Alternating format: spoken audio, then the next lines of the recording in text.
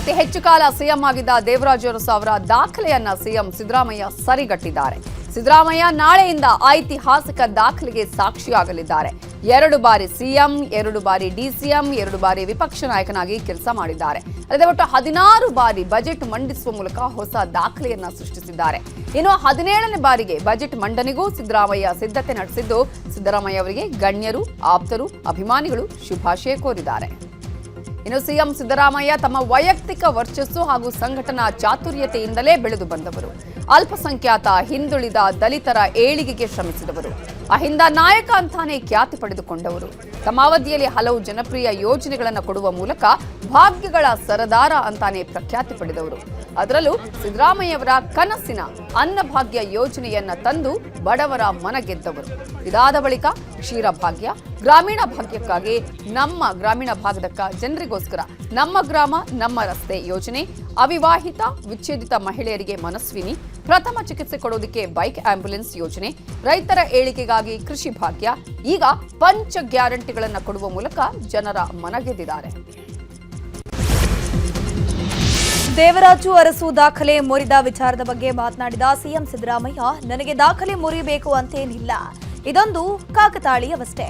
ದೇವರಾಜ ಅರಸು ಕಾಲಘಟ್ಟವೇ ಬೇರೆ ಅವರದು, ನನ್ನ ಕಾಲಘಟ್ಟ ಬೇರೆ. ಜನರ ಆಶೀರ್ವಾದದಿಂದ ಸುದೀರ್ಘ ಸಿಎಂ ಆಗಿದ್ದೀನಿ. ದೇವರಾಜು ಅರಸು ಅವರು ಎಷ್ಟು ವರ್ಷ ಎಷ್ಟು ತಿಂಗಳು ಇದ್ರೂ ಗೊತ್ತಿಲ್ಲ, ಇದೆಲ್ಲ ಜನರ ಆಶೀರ್ವಾದ ಅಷ್ಟೇ ಅಂತಂದ್ರು. ಯಾವುದೋ ದಾಖಲೆಗಳನ್ನ ಮುರಿಬೇಕು ಅಂತೇಳಿ ರಾಜಕೀಯ ಮಾಡಲಿಲ್ಲ, ಬಟ್ ಕಾಕ್ತಾಳೀಯ ಬಂದಿದೆ ಅಷ್ಟೇ. ಸೊ ದೇವರಾಜ ಅರಸರವರು ಎಷ್ಟು ವರ್ಷ ಮಾಡಿದ್ದಾರೆ, ಎಷ್ಟು ದಿನಗಳು ಮಾಡಿದ್ದಾರೆ ಅನ್ನೋದು ಗೊತ್ತಿರಲಿಲ್ಲ. ಇವತ್ತು ದೇವರಾಜ ಅರಸರವರ ಜನರ ಆಶೀರ್ವಾದದಿಂದ ಅದನ್ನು ಮುರಿತಕ್ಕಂಥ ಅವಕಾಶ ಸಿಕ್ಕಿದೆ ನನಗೆ, ಸಮ ಮಾಡ್ತಕ್ಕಂಥ ಅವಕಾಶ. ನಾಳೆ ಆದರೆ ಅದು ಬ್ರೇಕ್ ಆಗುತ್ತೆ. ಅವರು ಮೈಸೂರಿನವರು, ನಾನು ಮೈಸೂರಿನವರು, ಆದರೆ ಕಾಲ ಬೇರೆ ಬೇರೆ. ಜನರ ಆಶೀರ್ವಾದ ಅಂತ ಹೇಳಿದ್ನಲ್ಲ. ಕುರ್ಚಿ ಜಟಾಪಟಿ ವಿಚಾರವಾಗಿ ಮೈಸೂರಲ್ಲಿ ಮಾತನಾಡಿದ ಸಿಎಂ ಸಿದ್ದರಾಮಯ್ಯ, ನನಗೆ ಪೂರ್ಣಾವಧಿ ಸಿಎಂ ಆಗುವ ವಿಶ್ವಾಸವಿದೆ, ಆದರೆ ಎಲ್ಲವೂ ಹೈಕಮಾಂಡ್ ತೀರ್ಮಾನ ಮಾಡುತ್ತೆ ಅಂತಂದ್ರು. ಅದು ಹೈಕಮಾಂಡ್ನವ್ರು ತೀರ್ಮಾನ ಮಾಡೋದು. ಹೈಕಮಾಂಡ್ನವ್ರು ಯಾವಾಗ ತೀರ್ಮಾನ ಮಾಡ್ತಾರೆ ಅಂತ ಗೊತ್ತಿಲ್ಲ. ವಿಶ್ವಾಸ ಇದೆ, ವಿಶ್ವಾಸ ಇಲ್ಲದವ್ರು ಚೀಫ್ ಮಿನಿಸ್ಟರ್ ಹೆಂಗೆ? All depend upon high command's decision. ತೃಪ್ತಿ ಇದೆ, ಯಾಕಂದ್ರೆ ಜನರಿಗೆ ಕೆಲಸ ಮಾಡೋದೇ ಖುಷಿ. ರಾಜಕಾರಣ ಅಂದ್ರೇನು? ಬಡವರು, ದಲಿತರು, ಹಿಂದುಳಿದವರು ಅವ್ರಿಗೆ ನ್ಯಾಯ ಕೊಡಿಸ್ಕೊಡ್ತಕ್ಕಂಥದ್ದು, ಅವ್ರ ಕೆಲಸ ಮಾಡಿಕೊಡ್ತಕ್ಕಂಥದ್ದು. ಅದನ್ನು 2 ಟರ್ಮ್ ಇದ್ದೀನಿ, 2013ರಿಂದ 2018 ಮತ್ತು 2023ರಿಂದ ಇಲ್ಲಿವರೆಗೆ ಇದ್ದೀನಿ. ಮುಂದೆ ಹೈಕಮಾಂಡ್ನವ್ರು ಏನು ತೀರ್ಮಾನ ಮಾಡ್ತಾರೆ ನೋಡ್ಕೊಂಡು. 2028ರವರೆಗೂ ಸಿದ್ದರಾಮಯ್ಯ ಅವರು ಸಿಎಂ ಆಗಿ ಮುಂದುವರಿಯಲಿ ಅಂತ ರಾಯರೆಡ್ಡಿ ಪತ್ರ ಬರೆದಿದ್ದಾರೆ. ಈ ಬಗ್ಗೆ ಸಿಎಂ ದಾಖಲೆಯ ಅವಧಿ ಪಟ್ಟದಲ್ಲಿರೋದ್ರ ಬಗ್ಗೆ ಮಾತನಾಡಿರೋ ಡಿಸಿಎಂ ಡಿಕೆ ಶಿವಕುಮಾರ್, ಸಿದ್ದರಾಮಯ್ಯ ಅವರಿಗೆ ಯಶಸ್ಸು ಸಿಗಲಿ, ಭಗವಂತ ಒಳ್ಳೇದು ಮಾಡಲಿ, ಅವರಿಗೆ ಹೆಚ್ಚಿನ ಆರೋಗ್ಯ ಸಿಗಲಿ, ಜನರಿಗೆ ಇನ್ನೂ ಹೆಚ್ಚಿನ ಸೇವೆ ಮಾಡೋ ಅವಕಾಶ ಕೊಡಲಿ ಅಂತ ಭಗವಂತನಲ್ಲಿ ನಾನು ಪ್ರಾರ್ಥಿಸುತ್ತೇನೆ ಅಂತ ಹೇಳಿದರು. ಇನ್ನು ಇದೇ ವಿಚಾರದ ಬಗ್ಗೆ ಶಾಸಕ ಎನ್ ಎ ಹಾರಿಸ್, ಸಚಿವ ಸತೀಶ್ ಜಾರಕಿಹೊಳಿ, ಎಂಬಿ ಪಾಟೀಲ್ ಕೂಡ ಪ್ರತಿಕ್ರಿಯಿಸಿದ್ದಾರೆ. ಯಶಸ್ಸಾಗಲಿ, ಭಗವಂತ ಒಳ್ಳೇದು ಮಾಡಲಿ, ಹೆಚ್ಚಿಗೆ ಆರೋಗ್ಯ ಸಿಕ್ಕಲಿ, ಇನ್ನು ಹೆಚ್ಚಿಗೆ ಜನರ ಸೇವೆ ಮಾಡೋಂಥ ಅವಕಾಶ ಭಗವಂತ ಕೊಡಲಿ ಅಂಥೇಳಿ ನಾನು ಪ್ರಾರ್ಥನೆ ಮಾಡ್ತೀನಿ. ಅವರಿಗೆ ಅಭಿನಂದನೆಯನ್ನು ಸಲ್ಲಿಸ್ತೀನಿ.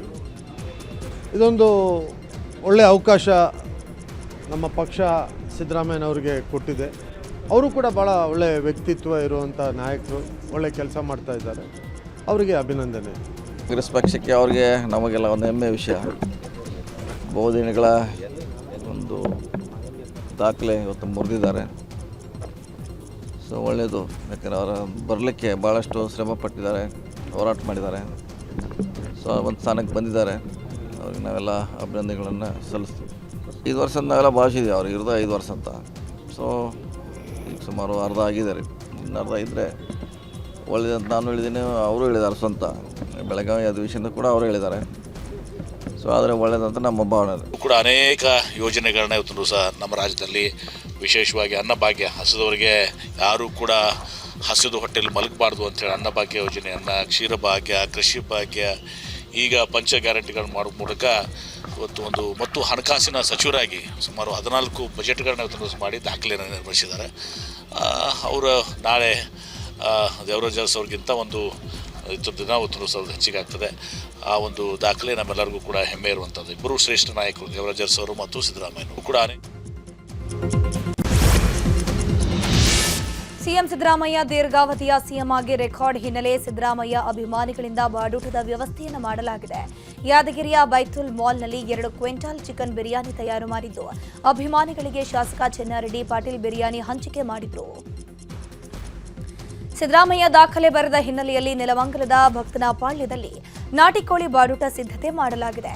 ಅಹಿಂದ ಯುವ ಒಕ್ಕೂಟದಿಂದ ಬಾಡೂಟ ಆಯೋಜನೆ ಮಾಡಿದ್ದು 2,000 ಕೆಜಿ ನಾಟಿ ಕೋಳಿ ತರಿಸಿದ್ದು 6,000 ಜನರಿಗೆ ಊಟದ ವ್ಯವಸ್ಥೆಯನ್ನು ಮಾಡಲಾಗಿದೆ. ಮುದ್ದೆ, ನಾಟಿ ಕೋಳಿ ಸಾರು, ಅನ್ನ, ರಸಂ, ಸ್ವೀಟ್, ವೆಜ್ ಅನ್ನ, ರಸಂ, ಸ್ವೀಟ್ನನ್ನ ಸಿದ್ದರಾಮಯ್ಯ ಅಭಿಮಾನಿಗಳಿಗೆ ಬಡಿಸೋಕೆ ಸಿದ್ಧತೆಯನ್ನ ಮಾಡಿಕೊಳ್ಳಲಾಗಿದೆ.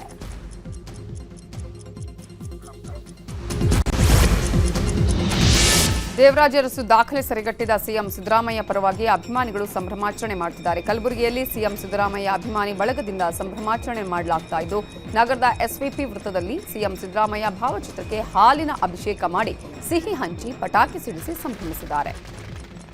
ಇನ್ನು ಚಿಕ್ಕಮಗಳೂರಲ್ಲೂ ಸಿಎಂ ಸಿದ್ದರಾಮಯ್ಯ ಅಭಿಮಾನಿಗಳಿಂದ ಸಂಭ್ರಮಾಚರಣೆ ಜೋರಾಗಿದೆ. ತಾಲೂಕು ಕಚೇರಿ ಪಕ್ಕದ ಗಣೇಶ ದೇವಸ್ಥಾನ ಹಾಗೂ ಬಡಮಕಾನ್ ದರ್ಗಾದಲ್ಲಿ ವಿಶೇಷ ಪೂಜೆ ಸಲ್ಲಿಸಿ ಸಿದ್ದರಾಮಯ್ಯ ಪೂರ್ಣಾವಧಿ ಸಿಎಂ ಆಗಿರುವಂತೆ ಅಭಿಮಾನಿಗಳು ಸಂಕಲ್ಪವನ್ನ ಮಾಡಿಕೊಂಡಿದ್ದಾರೆ.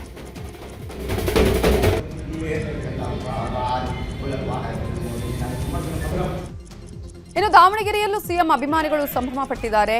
ಬೀರಲಿಂಗೇಶ್ವರ ದೇವಸ್ಥಾನದಲ್ಲಿ ವಿಶೇಷ ಪೂಜೆ ಸಲ್ಲಿಸಿದ್ದಾರೆ. ಈ ವೇಳೆ ಮಾಧ್ಯಮಗಳಿಗೆ ಮಾತನಾಡಿರೋ ಜಿಲ್ಲಾ ಕುರುಬ ಸಂಘದ ಯುವ ಘಟಕದ ಅಧ್ಯಕ್ಷ ಲಿಂಗರಾಜು, ಸಿದ್ದರಾಮಯ್ಯ ಸಿಎಂ ಆಗಿ 5 ವರ್ಷ ಆಡಳಿತ ಪೂರೈಸೋದಕ್ಕೆ ಅವರಿಗೆ ಬಿಡಬೇಕು. ಒಂದ್ ವೇಳೆ ಸಂಕ್ರಾಂತಿ ಬಳಿಕ ಸಿದ್ದರಾಮಯ್ಯ ಅವರನ್ನ ಇಳಿಸೋ ಕೆಲಸಕ್ಕೆ ಏನಾದರೂ ಕೈ ಹಾಕಿದ್ರೆ ರಾಜ್ಯದಲ್ಲಿ ರಕ್ತ ಕ್ರಾಂತಿ ಆಗುತ್ತೆ ಅನ್ನುವ ಎಚ್ಚರಿಕೆ ಕೊಟ್ಟಿದ್ದಾರೆ. ಇಡೀ ಕರ್ನಾಟಕದಾಗ ರಕ್ತ ಕ್ರಾಂತಿ ಆಗ್ತದಂತಂದು ಹೇಳ್ತಿದ್ದೀನಿ. ರಕ್ತ ಕ್ರಾಂತಿ ಯಾವುದೇ ಕಾರಣಕ್ಕೂ ಸಾಹೇಬರು 5 ವರ್ಷ ಪೂರ್ಣಾವಧಿ ಅಧಿಕಾರ ಮುಗಿಸ್ಬೇಕು. ಅವರೇ ಕರಪ್ಷನ್ ಯಾವುದೇ ರೀತಿ ಒಂದು ಕಪ್ಪು ಕಳಂಕ ಚಿಕ್ಕಿಲ್ಲದೆ ಆಡಳಿತ ನಡೆಸಿದ್ದಾರೆ. ಈ ಇಂಚೆ 2013ರಿಂದ 18 ತನಕನೂ ಸಾಹೇಬರು ಪೂರ್ಣಾವಧಿ ಅಧಿಕಾರ ನಿರ್ವಹಿಸಿದ್ರು. ಈಗಾದರೂ ಜನ ದೇಶ ಕೊಟ್ಟದೈತೆ. ಈ ಅಧಿಕಾರನ 5 ವರ್ಷ ಅವರು ಪೂರ್ಣಾವಧಿ ಮಾಡ್ಬೇಕಂತಂದೇಳಿ ನಮಗೆ ಆಸೆ. ಯಾವುದೇ ಕಾರಣಕ್ಕೂ ಹೈಕಮಾಂಡ್ ಆಗಿರಲಿ, ಕಾಣಲಾರ್ದ ಕೈಗಳಾಗಲಿ ಏನಾರ ಚೇಂಜಸ್ ಏನಾರ ಮಾಡಿದರೆ ರಕ್ತ ಕ್ರಾಂತಿ 5 ರಕ್ತ ಕ್ರಾಂತಿ ಆಗ್ತದೆ ಅಂತಂದು ಹೇಳ್ತಿದ್ದೀನಿ ರೀ. ಈ ಸಂದರ್ಭದಲ್ಲಿ ಇಡೀ ಅರಸು ರಾಮಯ್ಯ ಎಂಬ ಸಿದ್ದರಾಮಯ್ಯ ದಾಖಲೆಗೆ ಬಿಜೆಪಿ ಜೆಡಿಎಸ್ ಟಾಂಗ್ ಕೊಟ್ಟಿದೆ. ಸಿಎಂ ಸಿದ್ದರಾಮಯ್ಯನವರ 7 ಸಾಧನೆಗಳ ಪಟ್ಟಿ ಅಂತ ಬಿಜೆಪಿ ಪೋಸ್ಟರ್ ಅನ್ನ ಮಾಡಿ ವ್ಯಂಗ್ಯವಾಡಿದೆ. ರಾಜ್ಯದ ಸಂಪತ್ತು ಲೂಟಿ ಆಗ್ತಾ ಇದ್ರೆ ಆಡಳಿತ ಯಂತ್ರ ಹಳ್ಳ ಹಿಡಿತಾ ಇದೆ. ಮುಡಾದಿಂದ ಹಿಡಿದು ವಕ್ಫ್ ವರೆಗೆ ಸಾಲು ಸಾಲು ಹಗರಣಗಳನ್ನ ಮಾಡಿರೋದೇ ಈ ಸರ್ಕಾರದ ಸಾಧನೆ. ರಾಜ್ಯದ ಜನತೆಗೆ ಇಂತಹ ದುರಾಡಳಿತ ನೀಡಿದ ಮೇಲೆ ಇನ್ನು ಯಾವ ಭಾಗ್ಯ ನೀಡುವುದು ಬಾಕಿ ಉಳಿದಿದೆ ಅಂತ ಬಿಜೆಪಿ ಕಿಡಿಗಾರ್ತು. ಇನ್ನು ಜೆಡಿಎಸ್ ಕೂಡ ಕರ್ನಾಟಕದ ಸುದೀರ್ಘಾವಧಿಯ ಸಿಎಂ ಅಂತ ದಾಖಲೆ ಮಾಡಿದವರ ಕಾಲದಲ್ಲೇ ರಾಜ್ಯದಲ್ಲಿ ಭ್ರಷ್ಟಾಚಾರ ಹೆಚ್ಚಳವಾಗಿದ್ದು, ಕೋಮು ಘರ್ಷಣೆಗಳು ಅಧಿಕವಾಗಿದ್ದು, ಅತಿ ಹೆಚ್ಚು ರೈತರು ಸುಸೈಡ್ ಮಾಡಿಕೊಂಡಿದ್ದು ಮತ್ತು ಜನಸಾಮಾನ್ಯರ ಬದುಕು ನರಕ ಮಾಡಿದ್ದು ಇದೇ ಸರ್ಕಾರ ಅಂತ ಸಿದ್ದರಾಮಯ್ಯ ಅವರನ್ನ ಕುಟುಕಿದ್ದಾರೆ. ದೀರ್ಘಾವಧಿ ಸಿಎಂ ದಾಖಲೆ ಸರಿಗಟ್ಟಿದ ಸಿದ್ದರಾಮಯ್ಯ ಅವರಿಗೆ ಸ್ಪೀಕರ್ ಯುಟಿ ಖಾದರ್ ಅಭಿನಂದನೆ ಸಲ್ಲಿಸಿದ್ದಾರೆ. ಎಕ್ಸ್ನಲ್ಲಿ ಪೋಸ್ಟ್ ಹಾಕುವ ಮೂಲಕ ಸಿಎಂ ಸಿದ್ದರಾಮಯ್ಯಗೆ ವಿಶ್ ಮಾಡಿದ್ದಾರೆ. ನಿಮ್ಮ ಅವಧಿಯಲ್ಲಿ ನಾವು ಜೊತೆಗಿರೋದೇ ಹೆಮ್ಮೆ. ಅರಸು ಅವಧಿಯಲ್ಲಿ ನಮ್ಮ ತಂದೆ ಶಾಸಕರಾಗಿದ್ರು. ಈಗ ನಿಮ್ಮ ಈ ದಾಖಲೆ ವೇಳೆ ನಾನು ಶಾಸಕನಾಗಿದ್ದೇನೆ. ಒಡೆಯುವ ಜಗತ್ತಲ್ಲಿ ಒಂದಾಗಿರೋ ನಾಯಕತ್ವ ಕೊಟ್ಟಿದ್ದೀರಿ. ದಾಖಲೆ ನಿರ್ಮಿಸ್ತಾ ಇರುವ ನಿಮಗೆ ಅಭಿನಂದನೆ ಅಂತ ಶುಭ ಕೋರಿದ್ದಾರೆ. ಬಳ್ಳಾರಿಯಲ್ಲಿ ಬ್ಯಾನರ್ ಗಲಾಟೆ ಪ್ರಕರಣ ಸಂಬಂಧ ಗಲಾಟೆ ವೇಳೆ ಮಹಿಳೆಯರು ಕೂಡ ದರ್ಪ ತೋರಿದ್ದಾರೆ. ಜನಾರ್ದನ ರೆಡ್ಡಿ ಮನೆ ಮುಂದೆ ಮಹಿಳೆಯೊಬ್ಬರು ಶಾಸಕ ಭರತ್ ರೆಡ್ಡಿ ಗುಂಪಿಗೆ ತೊಡೆ ತಟ್ಟಿ ನಿಂತಿದ್ದಾರೆ. ಅಲ್ಲದೆ ಖಾರದ ಪುಡಿ ಎರಚಿ ಕೈಯಲ್ಲಿ ದೊಣ್ಣೆ ಹಿಡಿದು ಮಹಿಳೆಯರು ಗೂಂಡಾಗಿರಿ ಮಾಡಿರೋ ವಿಡಿಯೋ ವೈರಲ್ ಆಗಿದೆ.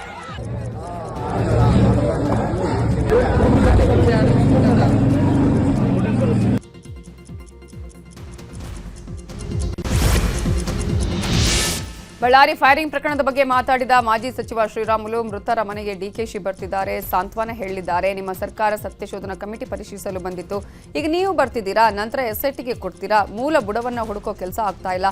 ಇದಕ್ಕೆಲ್ಲ ಕಾರಣ ಶಾಸಕ ಭರತ್ ರೆಡ್ಡಿ ಪ್ರಕರಣದ A1 ಅವರ ಜೊತೆ ಸಿಎಂ ಮಾತಾಡಿದ್ದಾರೆ. ಡಿಕೆಶಿ ಈಗ ಬಂದು ಭರತ್ ರೆಡ್ಡಿ ಜೊತೆ ಸುದ್ದಿಗೋಷ್ಠಿ ಮಾಡ್ತಾರೆ. ಈ ಪ್ರಕರಣವನ್ನು ಮುಚ್ಚಿ ಹಾಕೋ ಕೆಲಸ ಮಾಡ್ತಾರೆ ಅಂತ ಹೇಳಿದ್ದಾರೆ. ಅದ್ರ ಬಗ್ಗೆ ಏನು ಅವರು ಚರ್ಚೆ ಮಾಡ್ತಾರ, ಏನು ಡಿಬೇಟನ್ನು ಮಾಡ್ತಾರ, ಆ ಸತ್ತಿದಂಥ ರಾಜಶೇಖರ್ ಅವ್ರಿಗೆ ಯಾವ ರೀತಿಯಲ್ಲಿ ಜಸ್ಟಿಸನ್ನು ಕೊಡಿಸ್ತಾರ, ಈ ಕೇಸನ್ನು ಯಾವ ರೀತಿಯಲ್ಲಿ ಸಮರ್ಥನೆ ಮಾಡ್ಕೊತಾರ ಅನ್ನೋ ಎಲ್ಲ ವಿಚಾರಗಳನ್ನು ನಾವು ಕೇಳಬೇಕಾಗುತ್ತೆ. ಅದಕ್ಕೋಸ್ಕರವಾಗಿ ನಾನು ಇನ್ನು ಸಾಕಷ್ಟು 1 ಗಂಟೆ ನಂತರ ಪತ್ರಿಕೆಗೋಷ್ಠಿ ಕೂಡ ನಾನು ಮಾಡ್ತೀನಿ. ಅದಕ್ಕೋಸ್ಕರವಾಗಿ ಇವತ್ತು ಉಪಮುಖ್ಯಮಂತ್ರಿ ಬಂದು ಹೋಗಲಿ ಅನ್ನೋಂಥ ಮಾತನ್ನು ಹೇಳ್ತೀನಿ. ಇದ್ರ ಬಗ್ಗೆ ಬಳ್ಳಾರಿ ಫೈರಿಂಗ್ ಪ್ರಕರಣದ ಬಗ್ಗೆ ಮೈಸೂರಿನಲ್ಲಿ ಮಾತನಾಡಿರುವಂತಹ ಸಿಎಂ ಸಿದ್ದರಾಮಯ್ಯ, ಗೃಹ ಸಚಿವರ ಜೊತೆ ಮಾತನಾಡಿದ್ದೀನಿ, ತನಿಖೆ ನಡೀತಾ ಇದೆ, ಕೆಲವರನ್ನ ಅರೆಸ್ಟ್ ಮಾಡಿದ್ದಾರೆ, ವರದಿ ಬರಲಿ, ಬಿಜೆಪಿ ಜೆಡಿಎಸ್ ಕಾನೂನು ರೀತಿ ಮಾತನಾಡ್ತಿಲ್ಲ, ಕುಮಾರಸ್ವಾಮಿ ಯಾವಾಗಲೂ ಅದೇ ಮಾತನಾಡ್ತಾರೆ ಅಂತ ಹೇಳಿದ್ರು. ನಾನು ಇವ್ರ ಜೊತೆ ಹೋಮ್ ಮಿನಿಸ್ಟರ್ ಜೊತೆ ಮಾತಾಡ್ತೀನಿ, ಗೊತ್ತಿಲ್ಲ ನನಗೆ. ಈಗ ಇನ್ವೆಸ್ಟಿಗೇಷನ್ ನಡೀತಾ ಇದೆ. ಸೊ ಇನ್ವೆಸ್ಟಿಗೇಷನ್ ನಡೆದು ಈಗ ಕೆಲವ್ರನ್ನೆಲ್ಲ ಅರೆಸ್ಟ್ ಮಾಡಿದ್ದಾರೆ. Investigation is going on. Investigation ಮಾಡಲಿ. ಯಾವಾಗಲೂ JDSನವರು BJPಯವರು ಕಾನೂನು ರೀತಿ ಮಾತಾಡಲ್ಲ, ಅವ್ರು ರಾಜಕೀಯವಾಗಿ ಮಾತಾಡಲ್ಲ. ಅವ್ರು ರಾಜಕೀಯವಾಗಿ ಹೇಳಿದ್ದಾರೆ, ನೋಡೋಣ. ಇನ್ನು ಬಳ್ಳಾರಿಯ ಹುಸೇನ್ ನಗರದಲ್ಲಿರುವಂತಹ ಮೃತ ರಾಜಶೇಖರ್ ನಿವಾಸಕ್ಕೆ ಡಿಸಿಎಂ ಡಿಕೆ ಶಿವಕುಮಾರ್ ಭೇಟಿ ನೀಡಿ ಕುಟುಂಬಸ್ಥರಿಗೆ ಸಾಂತ್ವನ ಹೇಳಿದ್ದಾರೆ. ಈ ವೇಳೆ ಡಿಕೆಶಿ ಜೊತೆ ಜಿಲ್ಲಾ ಉಸ್ತುವಾರಿ ಸಚಿವ ಜಮೀರ್, ನಾಸೀರ್ ಹುಸೇನ್, ಬಿ ನಾಗೇಂದ್ರ, ನಾರಾ ಭರತ್ ರೆಡ್ಡಿ ಸೇರಿ ಹಲವರು ಸಾಥ್ ಕೊಟ್ಟಿದ್ದಾರೆ.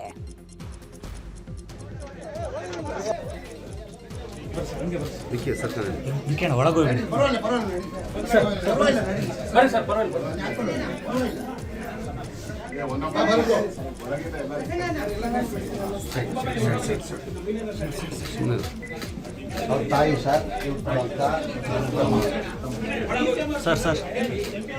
ಒಂದು ನಿಮಿಷ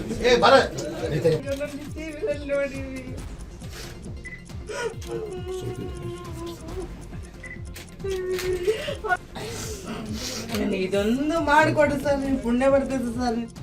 ಕಾಂಗ್ರೆಸ್ ಪಕ್ಷದ ಕಾರ್ಯಕರ್ತ ಸತ್ತಿದ್ದಾನೆ ರಾಜಶೇಖರ್ ಅವರು. ಸೊ ಈ ದುರ್ಘಟನೆ ಆಗಬಾರ್ದಾಗಿತ್ತು. ಸೊ ಆ ದುಃಖದಲ್ಲಿ ನಾವೆಲ್ಲ ಭಾಗಿಯಾಗಿದ್ದೀವಿ. ಸೊ ಆ ಕುಟುಂಬ ಹತ್ರ ಮಾತಾಡೋಣ ಅಂಥೇಳಿ ಬಂದಿದ್ದೇನೆ. ಸಹಾಯ ಮಾಡುತ್ತೆ ಸರ್. ಇಡೀ ಪಕ್ಷನೇ ಅವ್ರ ಜೊತೆ ಇದೆ ಅನ್ನೋದಕ್ಕೆ ಬಂದಿರೋದು. ನಾನು ಪ್ರೊಸೀಜರ್ ಏನೇನಿದೆ ಅದನ್ನು ನಾನು ನೋಡ್ತೀನಿ. ನೌಕರಿ ಕೊಡೋದು ಕಾನೂನಿನ ಚೌಕಟ್ಟಿನಲ್ಲಿ ಹಿಂದೆ ಎಲ್ಲ ಏನೇನು ತೀರ್ಮಾನಗಳಾಗಿದೆ ಅದೆಲ್ಲ ನಾವು ನೋಡಬೇಕು. ಬಳ್ಳಾರಿಯಲ್ಲಿ ಶೂಟೌಟ್ ಪ್ರಕರಣ ಸಂಬಂಧ ಜನಾರ್ದನ ರೆಡ್ಡಿ ಕೊಟ್ಟ ದೂರಿನ ಹಿನ್ನೆಲೆ ಘಟನಾ ಸ್ಥಳದಲ್ಲಿ ಪೊಲೀಸರಿಂದ ಮಹಜರು ಕಾರ್ಯ ಮಾಡಲಾಗಿದೆ. ಘಟನೆ ಬಗ್ಗೆ ಪೊಲೀಸರಿಗೆ ಜನಾರ್ದನ ರೆಡ್ಡಿ ವಿವರಣೆ ಕೊಟ್ಟಿದ್ದಾರೆ. ಘಟನೆಯ ಪ್ರತಿ ಸ್ಥಳ ತೋರಿಸಿ ಇಂಚಿಂಚು ಮಾಹಿತಿಯನ್ನು ಪೊಲೀಸರಿಗೆ ಜನಾರ್ದನ ರೆಡ್ಡಿ ನೀಡಿದ್ದಾರೆ. ಶತ್ರುವಿನ ಶತ್ರು ಮಿತ್ರ ಎಂಬಂತೆ ಮತ್ತೆ ಕುಮಾರಸ್ವಾಮಿ ಹಾಗೂ ಜನಾರ್ದನ ರೆಡ್ಡಿ ಒಂದಾಗಿದ್ದಾರೆ.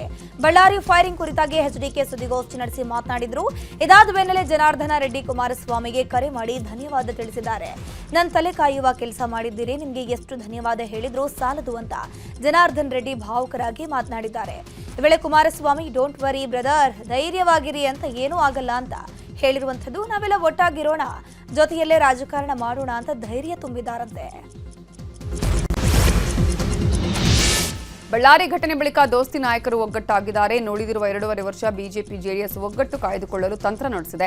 ಜನವರಿ 10ರಂದು ಕೇಂದ್ರ ಸಚಿವ ಎಚ್ಡಿಕೆ ಹಾಗೂ ಬಿಜೆಪಿ ರಾಜ್ಯಾಧ್ಯಕ್ಷ ಬಿವೈ ವಿಜೇಂದ್ರರಿಂದ ಜಂಟಿ ಸುದ್ದಿಗೋಷ್ಠಿಯನ್ನ ಕರೆಯಲಾಗಿದೆ. ಮುಂಬರುವ ಎಂಎಲ್ಸಿ ಹಾಗೂ ವಿಧಾನಸಭಾ ಚುನಾವಣೆಗಳನ್ನು ಒಟ್ಟಾಗಿ ಗೆಲ್ಲೋದು, ಸ್ಥಳೀಯ ಸಂಸ್ಥೆಯ ಚುನಾವಣೆಯಲ್ಲಿ ಎದ್ದಿರೋ ಗೊಂದಲವನ್ನು ಬಗೆಹರಿಸೋದು ಹಾಗೂ 2.5 ವರ್ಷಗಳ ಕಾಂಗ್ರೆಸ್ ಸರ್ಕಾರದ ವೈಫಲ್ಯಗಳ ಬಗ್ಗೆ ಚಾರ್ಜ್ ಶೀಟ್ ಬಿಡುಗಡೆಗೂ ಕೂಡ ನಾಯಕರು ಮುಂದಾಗಿದ್ದಾರೆ. ಮೈಸೂರು ನ್ಯಾಯಾಲಯಕ್ಕೆ ಬಾಂಬ್ ಬೆದರಿಕೆ ಹಾಕಲಾಗಿದೆ. ಜಿಲ್ಲಾ ಪಂಚಾಯಿತಿ ಬಳಿರುವಂತಹ ಹಳೆ ಕೋರ್ಟ್ಗೆ ಬಾಂಬ್ ಬೆದರಿಕೆಯ ಕರೆ ಬಂದಿದ್ದು, ಮುಂಜಾಗ್ರತಾ ಕ್ರಮವಾಗಿ ನ್ಯಾಯಾಲಯದ ಕಲಾಪ ಬಿಟ್ಟು ವಕೀಲರು, ಕಕ್ಷಿದಾರರು ಹೊರಗಡೆ ಬಂದಿದ್ದಾರೆ. ಸ್ಥಳಕ್ಕೆ ಬಾಂಬ್ ಸ್ಕ್ವಾಡ್ ತಂಡ ಭೇಟಿ ನೀಡಿ ಪರಿಶೀಲನೆ ಮಾಡಿದ್ದು, ಹುಸಿ ಬಾಂಬ್ ಬೆದರಿಕೆ ಅಂತ ದೃಢಪಡಿಸಲಾಗಿದೆ.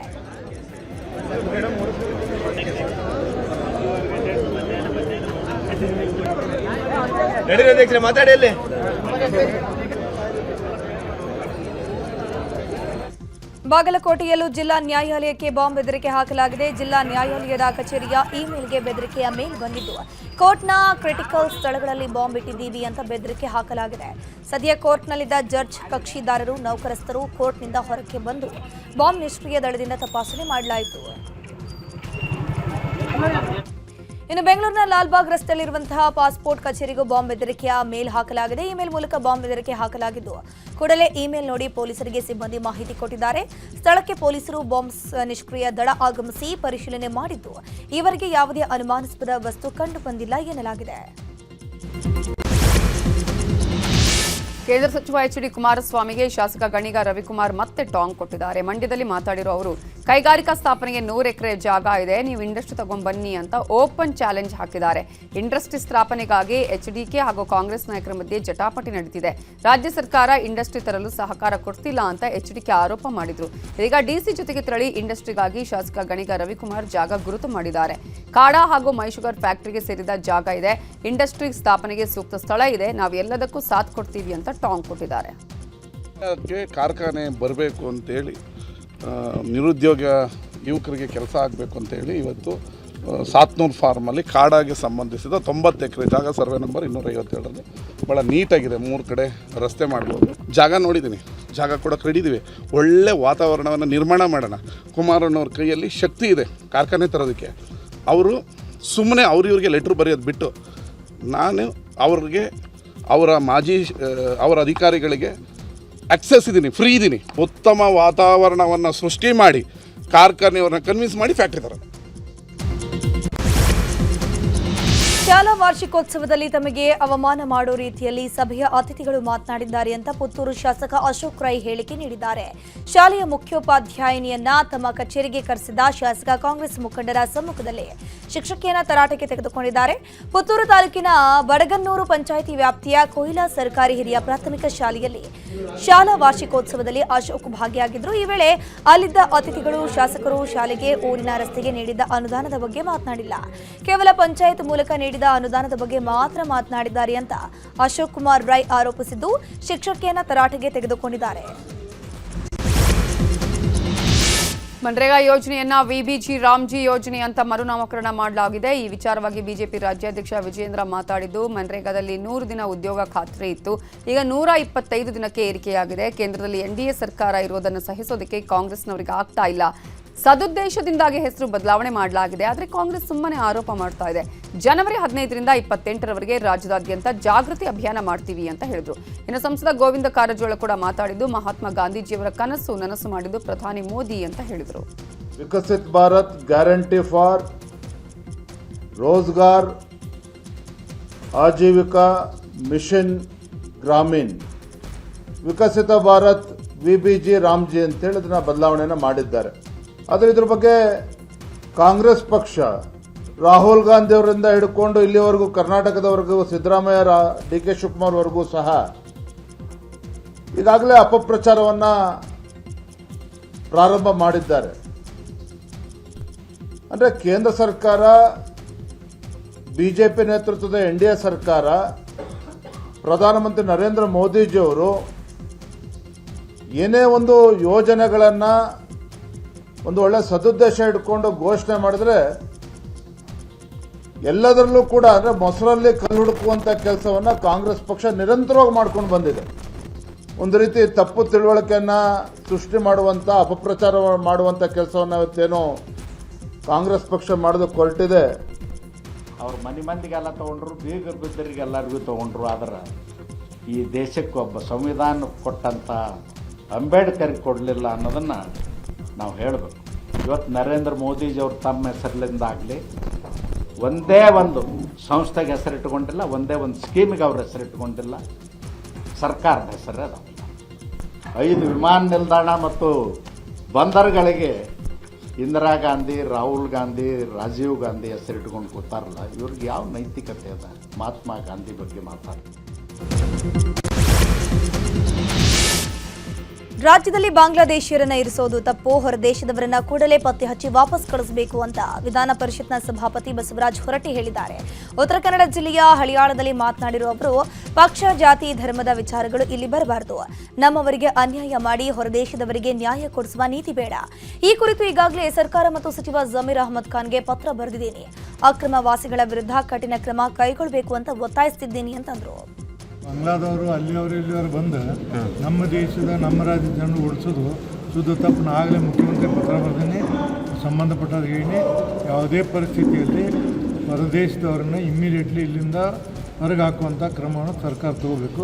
ಜಮೀರ್ ಅಹಮದ್ ಪ್ರತಾಪ್ ಅವ್ರಿಗೆ ಇಮ್ಮಿಡಿಯೇಟ್ಲಿ ಇಲ್ಲಿ ಏನೈತೆ ಕೋಗಿಲಿಗೆ ಅದ್ರದ್ದು ಯಾರದಾರ ಅವರು ಯಾರು ಹಣ ತುಂಬಿದಾರ ಅವ್ರನ್ನ ವೆರಿಫೈ ಮಾಡೋರಿಗೆ ಅಕಸ್ಮಾತ್ ಅವರೇನಾದರೂ ಯಾರ ಕಡೆ ದುಡ್ಡು ತುಂಬಿಸಿದ್ರೆ ಅವ್ರನ್ನ ಹೊರಗೆ ಹಾಕುವಂತ ಹೇಳಿ. ಮನೆ ಕೆಲಸಗಾರ ಹಾಗೂ ಡ್ರೈವರ್ನಿಂದನೇ ಉದ್ಯಮಿ ಮನೆಯಲ್ಲಿ ಕಳ್ಳತನ ನಡೆದಿದೆ. ಬೆಂಗಳೂರಿನ ಉದ್ಯಮಿ ಗೋಪಾಲ್ ಶಿಂದೆ ಅನ್ನುವರ ಮನೆಯಲ್ಲಿ ಕಳ್ಳತನ ಆಗಿದ್ದು, ಲಕ್ಷ್ಮೀಪುರ ಕ್ರಾಸ್ ಬಳಿಯ ಡೊನೋಟಾ ಕೌಂಟಿ ಅನ್ನುವ ವಿಲ್ಲಾದಲ್ಲಿ ಡಿಸೆಂಬರ್ 24ರಂದು ಕಳ್ಳತನ ನಡೆದಿತ್ತು. ಮಂಜುನಾಥ್, ಚಂದನ್, ನರೇಂದ್ರ ಹಾಗೂ ಮಂಜಿತ್ ಬಂಧಿತರಾಗಿದ್ದು, ಇನ್ನು ಮನೆಗಳ್ಳತನಕ್ಕೆ 3 ತಿಂಗಳ ಹಿಂದೆಯೇ ಪ್ಲಾನ್ ಮಾಡಲಾಗಿತ್ತಂತೆ. ಪ್ಲಾನ್ ಸಕ್ಸಸ್ ಆದರೆ ಧರ್ಮಸ್ಥಳ ಮಂಜುನಾಥನ ಸನ್ನಿಧಿಗೆ ಬರೋದಾಗಿ ಆರೋಪಿಗಳು ಹರಕೆನೂ ಹೊತ್ಕೊಂಡಿದ್ರಂತೆ. ಪ್ಲಾನ್ ಸಕ್ಸಸ್ ಆದ ಹಿನ್ನೆಲೆ ಧರ್ಮಸ್ಥಳಕ್ಕೂ ಆರೋಪಿಗಳು ಹೋಗಿ ಬಂದಿದ್ರಂತೆ. ಸದ್ಯ ಆರೋಪಿಗಳಿಂದ 550 ಗ್ರಾಂ ಚಿನ್ನ, 3 ಲಕ್ಷ ನಗದು, 3 ಕೆಜಿ ಬೆಳ್ಳಿಯನ್ನ ವಿದ್ಯಾರಣ್ಯಪುರ ಪೊಲೀಸರು ವಶಕ್ಕೆ ಪಡೆದಿದ್ದಾರೆ. ಇನ್ನು ಎಲೆಕ್ಟ್ರಾನಿಕ್ ಸಿಟಿಯಲ್ಲಿ ಭರ್ಜರಿ ಕಾರ್ಯಾಚರಣೆ ನಡೆಸಿದ್ದು, ಲ್ಯಾಪ್ಟಾಪ್ ಕಳ್ಳತನ ಮಾಡ್ತಾ ಇದ್ದ 3ರನ್ನ ಪೊಲೀಸರು ಅರೆಸ್ಟ್ ಮಾಡಿದ್ದಾರೆ. ರಾಜಾದುರೈ ಹಾಗೂ ಗೌತಮ್ ಬಂಧಿತರು. ತಮಿಳುನಾಡು ಮೂಲದ ಗೌತಮ್ ಡೇಟಾ ಅನಾಲಿಸ್ಟ್ ಆಗಿದ್ದು, ಲ್ಯಾಪ್ಟಾಪ್ ಅಂಗಡಿಯನ್ನು ಇಟ್ಕೊಂಡಿದ್ದಂತೆ. ಇತ್ತ ರಾಜಾದುರೈ ಪಿಜಿಗಳನ್ನು ಟಾರ್ಗೆಟ್ ಮಾಡಿ ಕಳ್ಳತನವನ್ನ ಎಸಗಿ ಆ ಲ್ಯಾಪ್ಟಾಪ್ಗಳನ್ನು ಗೌತಮ್ಗೆ ಕೊಡ್ತಾ ಇದ್ದಂತೆ. ಸದ್ಯ ಆರೋಪಿಯನ್ನ ಪೊಲೀಸರು ಬಂಧಿಸಿದ್ದು, 40 ಲಕ್ಷ ಮೌಲ್ಯದ 48 ವಿವಿಧ ಲ್ಯಾಪ್ಟಾಪ್ಗಳನ್ನು ವಶಕ್ಕೆ ಪಡೆದಿದ್ದಾರೆ. ಇನ್ನು 6.44 ಲಕ್ಷ ಮೌಲ್ಯದ 40 ಮೊಬೈಲ್ಗಳನ್ನು ಕಳ್ಳರು ಎಗರಿಸಿದ್ರು. ಹುಬ್ಬಳ್ಳಿಯ ಇಂದಿರಾ ಗ್ಲಾಸ್ ಹೌಸ್ ಬಳಿ ಇರೋ ಖಾಸಗಿ ಬಸ್ನ ಟ್ರಾವೆಲ್ ಏಜೆನ್ಸಿಯಲ್ಲಿ ಘಟನೆ ನಡೆದಿದೆ.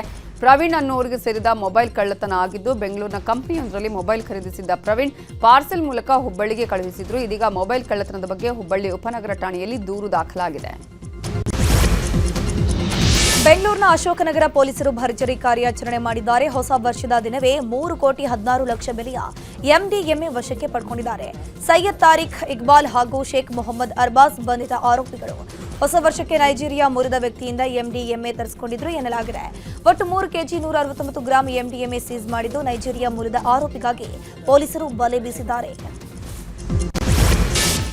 ಕೆಂಪೇಗೌಡ ಏರ್ಪೋರ್ಟ್ ಅಲ್ಲಿ ಹೊಸ ಪೇ ಪಿಕಪ್ ನಿಯಮ ಹಿನ್ನೆಲೆ ಏರ್ಪೋರ್ಟ್ ಆಡಳಿತ ಮಂಡಳಿ ವಿರುದ್ಧ ಚಾಲಕರು ತೀವ್ರ ಆಕ್ರೋಶ ವ್ಯಕ್ತಪಡಿಸಿದ್ದಾರೆ. ಪಿಕಪ್ ಪಾಯಿಂಟ್ ಅಲ್ಲಿ ಹಳದಿ ಬೋರ್ಡ್ ಚಾಲಕರಿಗೆ ಅವಕಾಶ ಕೊಡುವಂತೆ ಒತ್ತಾಯಿಸಿದ್ದಾರೆ. ಇನ್ನು ಏರ್ಪೋರ್ಟ್ಗೆ ಸಂಸದ ಸುಧಾಕರ್ ಭೇಟಿ ಕೊಟ್ಟಿದ್ದು, ಚಾಲಕರ ಸಮಸ್ಯೆ ಆಲಿಸಿದ್ದಾರೆ. ಈ ವೇಳೆ ನಮ್ಮ ವಾಹನಗಳು ಮೊದಲಿನಂತೆ ಏರ್ಪೋರ್ಟ್ ಒಳಗಡೆ ಬಿಡೋದಕ್ಕೆ ಅನುವು ಮಾಡಿಕೊಡಬೇಕು ಅಂತ ಚಾಲಕರು ಮನವಿ ಮಾಡಿಕೊಂಡ್ರು. ಬಳಿಕ ಚಾಲಕರ ಜೊತೆ ಮಾತುಕತೆ ನಡೆಸಿ ಏರ್ಪೋರ್ಟ್ ಆಡಳಿತ ಮಂಡಳಿಯ ಜೊತೆಗೂ ಸಭೆಯನ್ನು ನಡೆಸುತ್ತಿದ್ದಾರೆ ಸುಧಾಕರ್.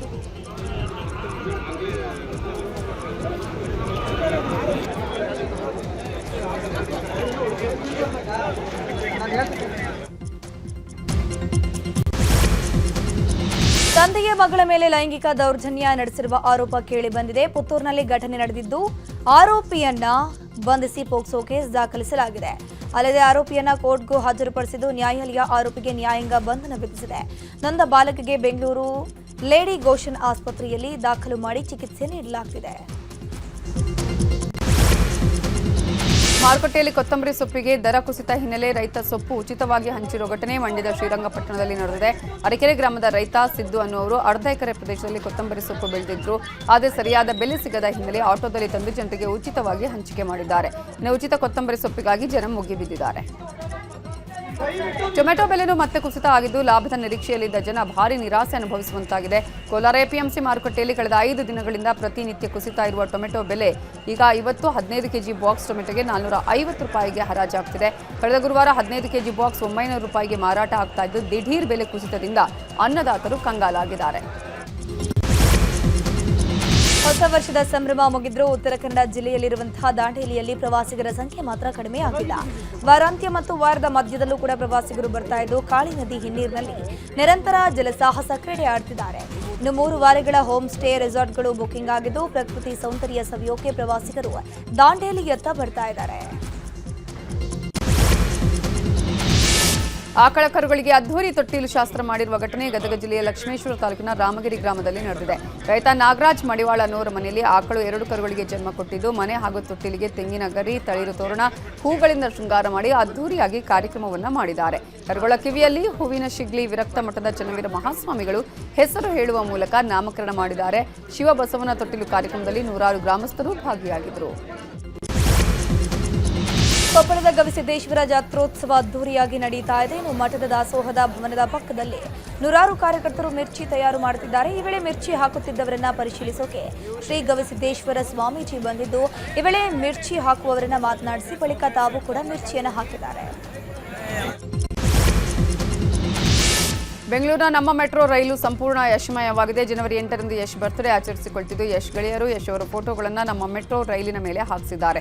ನಮ್ಮ ಮೆಟ್ರೋ ರೈಲಿನ ಮೇಲೆ ಯಶ್ ರಾರಾಜಿಸ್ತಾ ಇದ್ದು ಈ ಮೂಲಕ ಯಶ್ಗೆ ಗೆಳೆಯರು ಬರ್ತ್ಡೇ ವಿಶ್ ಮಾಡಿದ್ದಾರೆ. ಅಲ್ಲದೆ ಬೆಂಗಳೂರು ಸುತ್ತಮುತ್ತ 200ಕ್ಕೂ ಹೆಚ್ಚು ಕಡೆ ಫ್ಲೆಕ್ಸ್ಗಳನ್ನು ಹಾಕಿಸಿ ಶುಭ ಕೋರಿದ್ದಾರೆ. ಬೆಂಗಳೂರಲ್ಲಿ ತಮಿಳು ಸಿನಿಮಾ ಜನನಾಯಕನ್ ಅಕ್ಷರಶಃ ಲೂಟಿಗಿಳಿದಿದೆ. ತಮಿಳುನಾಡಲ್ಲಿ ಚಿತ್ರದ ಬೆಲೆ 200 ರೂಪಾಯಿ ದಾಟಿಲ್ಲ. ಆದರೆ ಕರ್ನಾಟಕದಲ್ಲಿ ಮಾತ್ರ ಟಿಕೆಟ್ ದರ 1,000 ರೂಪಾಯಿಂದ 2,000 ರೂಪಾಯಿವರೆಗೂ ಇದೆ. ಒಂದ್ ಕಡೆ ಕರ್ನಾಟಕ ಚಲನಚಿತ್ರ ವಾಣಿಜ್ಯ ಮಂಡಳಿ ಏಕರೂಪ ಟಿಕೆಟ್ ದರಕ್ಕಾಗಿ ಸರ್ಕಾರಕ್ಕೆ ಮನವಿ ಮಾಡಿದ್ರೆ, ಮತ್ತೊಂದು ಕಡೆ ಜನನಾಯಕನ್ ಚಿತ್ರ ಮನಸೋ ಇಚ್ಛೆ ದರ ವಿಧಿಸಿದೆ. ಇದೀಗ ಚಲನಚಿತ್ರ ವಾಣಿಜ್ಯ ಮಂಡಳಿ ಎಲ್ಲಿ ಹೋಗಿದೆ ಅಂತ ಸಿನಿಪ್ರಿಯರು ಪ್ರಶ್ನೆ ಮಾಡ್ತಿದ್ದಾರೆ.